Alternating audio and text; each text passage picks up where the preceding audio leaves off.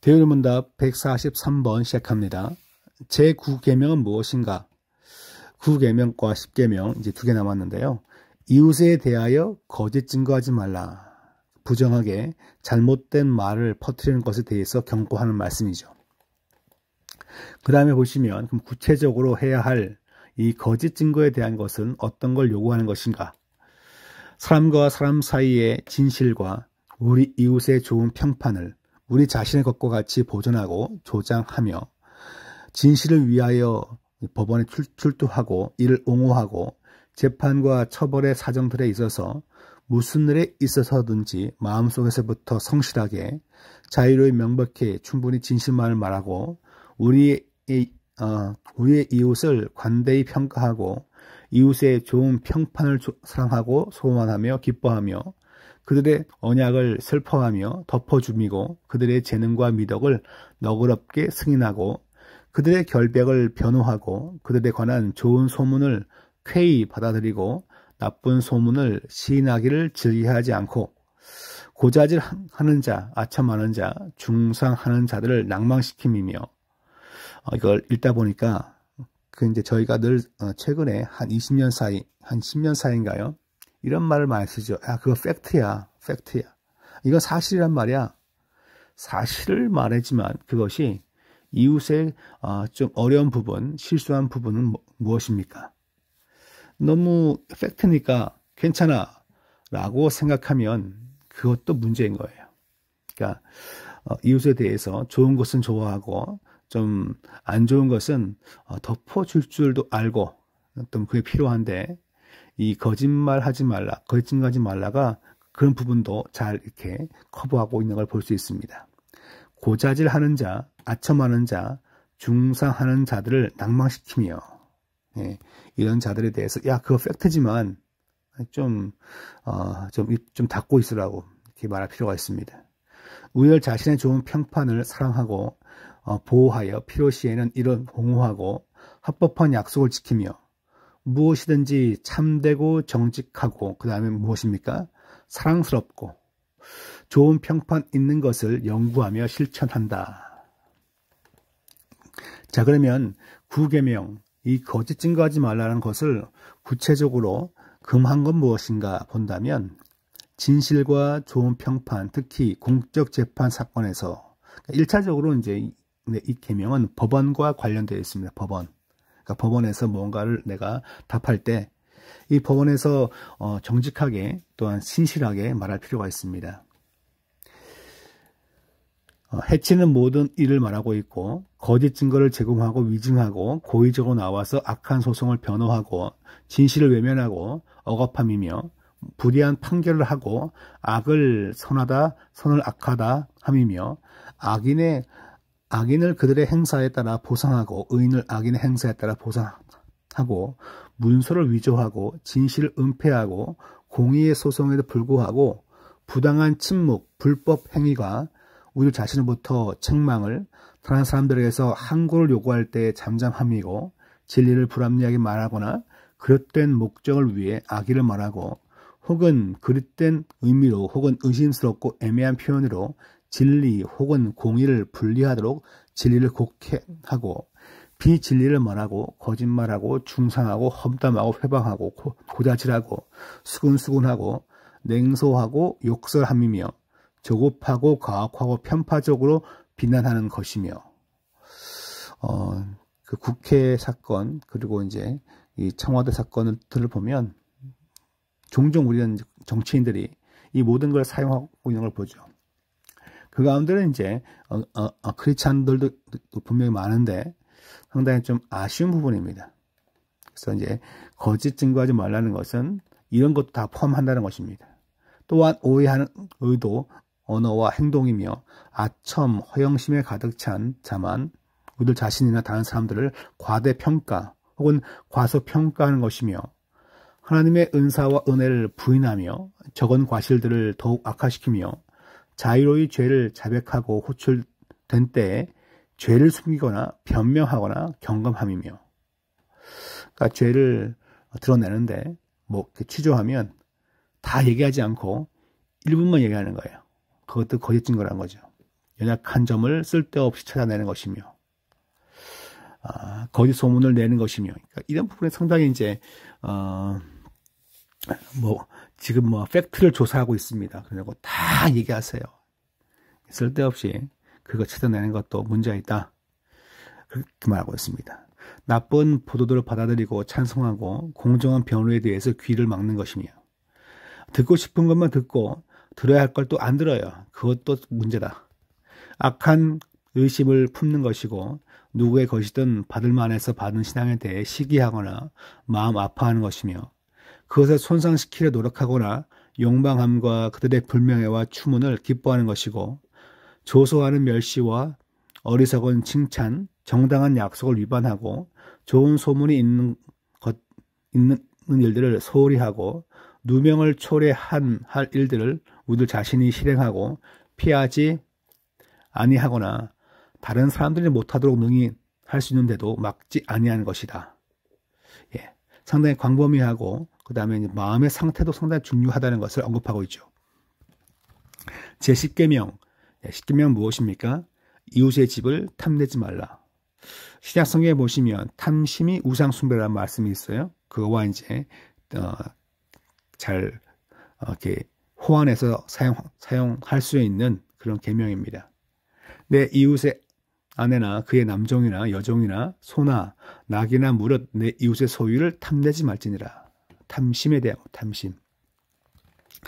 제10계명에서 요구된 의무는 무엇인가?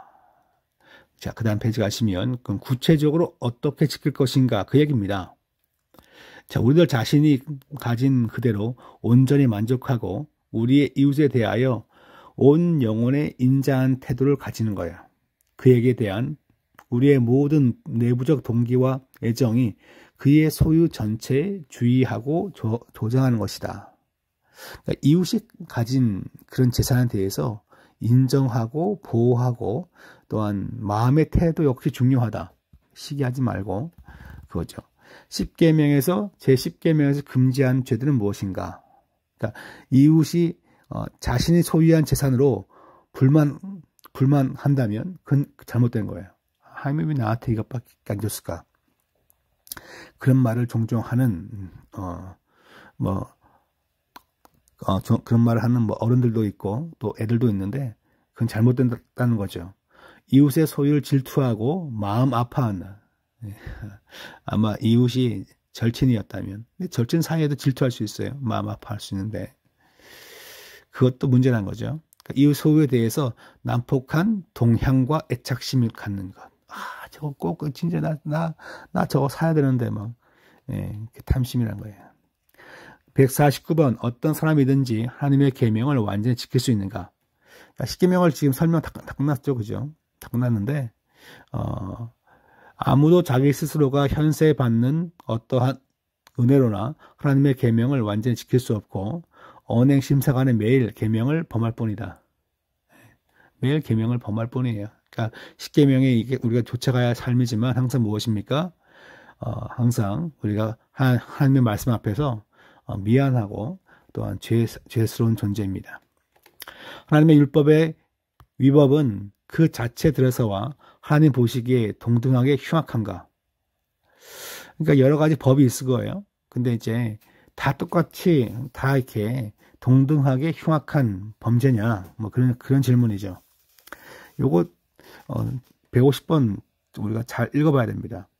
하나님의 율법의 위법은 동등하게 흉악한 것은 아니지만, 야, 이거 다 똑같은 죄야. 하나님 보시기에. 그러니까 행위의 죄됨을 설명하기 위해서 그런 식으로 나이 드신 분들이나 무분별하게 그런 분들의 의견을 그냥 글자 그대로 받아들인 젊은 사역자들을 보면 이런 표현을 종종 합니다. 공부를 제대로 안 한 것이고, 그리고 앞선 세대에 대해서 존경하지만 무분별하게 그냥 그대로 카피한 거예요. 뺏긴 거죠. 그러니까 이 150번은 상당히 중요한데 동등하게 흉악한 것이 아니란 거죠. 율법의 위법은 경우에 따라 아주 심각한 죄가 있고 어떤 것은 심각하지 않은 부분도 있죠. 저희가 보통 쓰는 말이 있습니다. 경범죄. 그러니까 경범죄 같은 것도 있고 더욱더 심각한 죄도 있다는 거예요. 어떤 죄만은 더욱 악화되는 까닭에 하나님 보시기에 다른 죄보다 더 흉악하다. 그러니까 이 부분을 우리가 잘 이렇게 주지할 필요가 있습니다. 그러니까 죄와 사망에 이르는 큰 죄가 있고 또 하나님 보시기에 끔찍하게 나쁜 죄가 있고 하나님을 섬기지 않고 우상을 섬긴다면 큰 죄악이죠. 근데 이제 그냥 형제를 잠깐 시기하고 미워했어요. 그거를 이제 그런 거와 동등하게 여긴다면 다 똑같은 죄라고 한다면 죄의 범주에 들어가지만 같은 레벨이라고 말한다면 그것은 잘못된 언변입니다. 사람의 복음과 진리에 대해서 흐트러뜨리는 그런 발언이죠. 복음과 진리의 기준과 그런 개념을 이제 명백히 못하게 만드는 개념입니다. 151번 어떤 죄들을 다른 죄들보다 더 흉악하게 악화시키는 것은 무엇인가? 자, 밑에 보시면 죄는 다음과 같은 데서 더 악화하게 된다.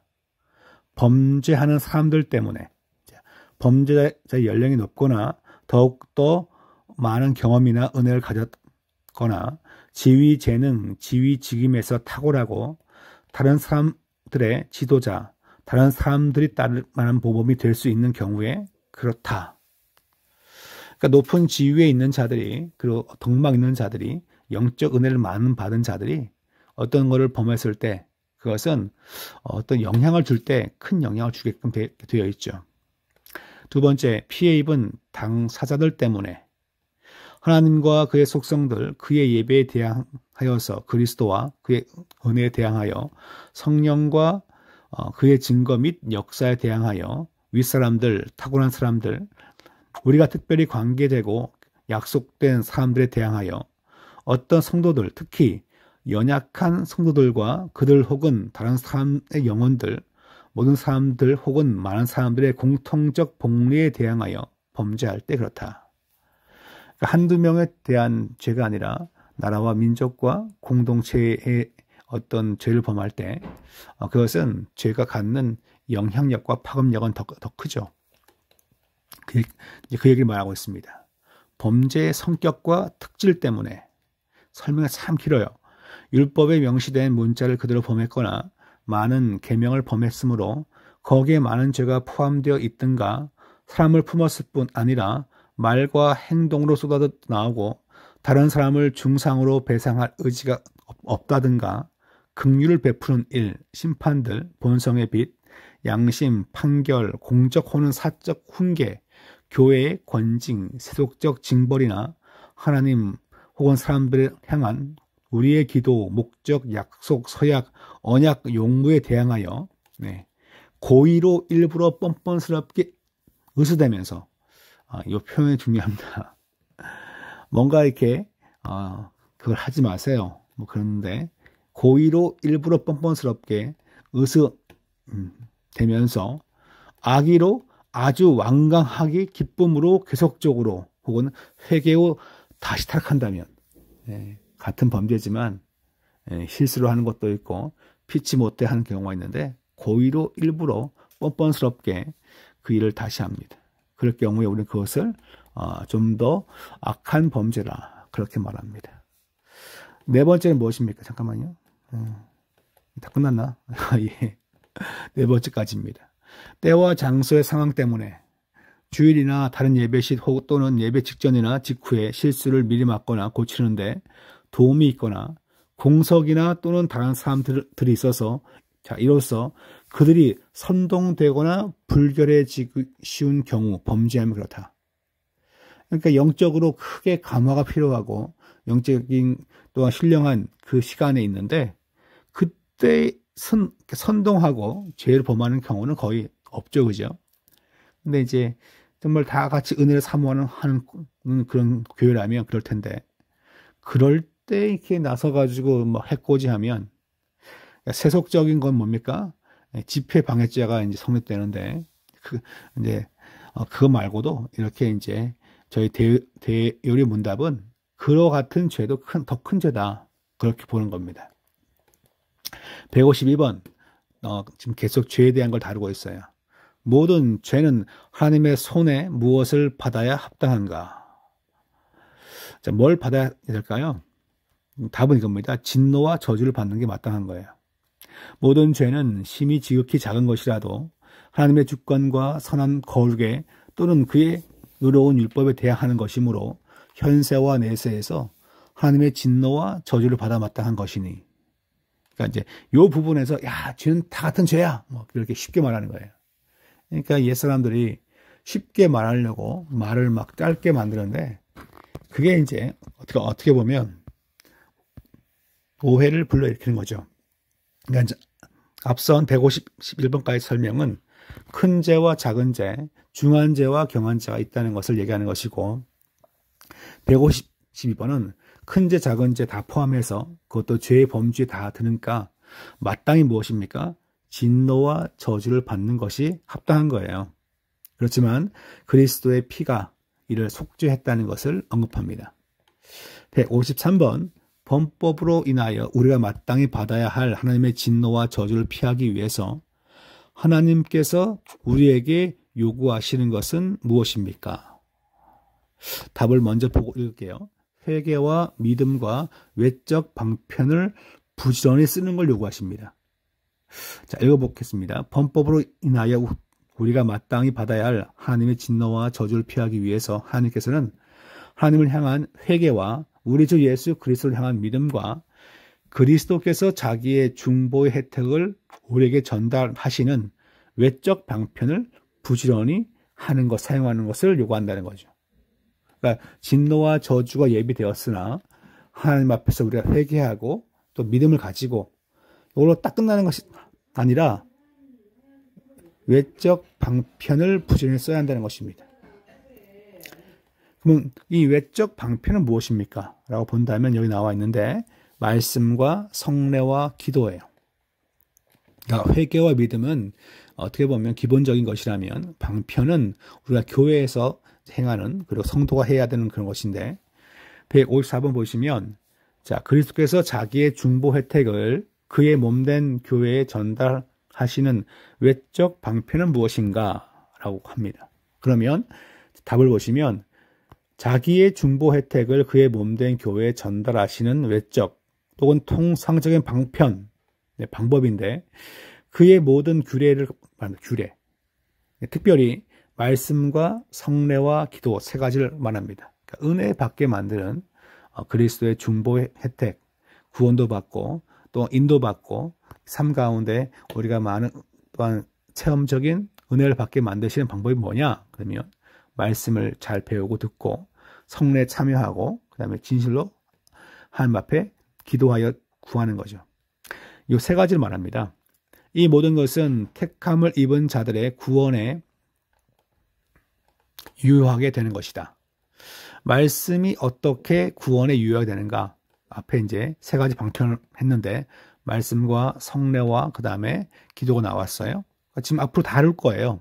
그래서 지금 보시면 155번 하나님의 영이 말씀을 읽는 것을 특별히 말씀을 전하는 것을 방편으로 하여 죄인들을 뭐합니까? 첫 번째 계몽시키고 확신시키고 낮아지게 하고 자기 자신들로부터 몰아내어 그리스도께로 가까이 이끄시는데 그들로 하여금 그의 형상, 하나님의 형상을 닮게 만들고 복종하고 그 뜻에 복종하고 또한 강건케 만드시는데 부패와 시험에 빠지지 않게 하시고 은혜를 쌓아 올리시어서 구원에 이르는 믿음을 통해서 그들의 마음을 거룩함과 위로로 굳게 세우는 것입니다. 그걸 말하고 있습니다.